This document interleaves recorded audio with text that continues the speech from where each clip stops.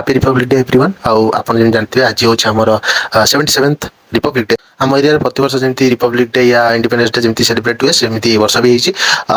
generally आम area parade हुए आज मु भी मो फ्रेंड मान सहित जाइए परेड देखा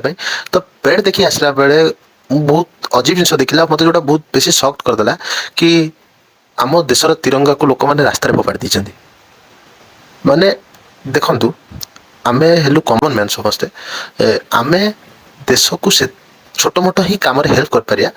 कि किसी जिनस आम देश को सम्मान दे पारिया कारण आमे बॉर्डर ठिया आर्मी ऑफिसर को भाया या पुलिस या बड़ बड़ ऑफिसर भाया आमे देश को सेते हिसाब से आम साहय करें कि आम जमी आम देश को आम तिरंगा को कम से कम आम रेस्पेक्ट तो दे पारिया देखो मुझे जानी बहुत लोक मैंने सब नोटंकी ही करती मन में एमती देश प्रति किसी भल पाया ना बस ये कहना चाहूँगी कि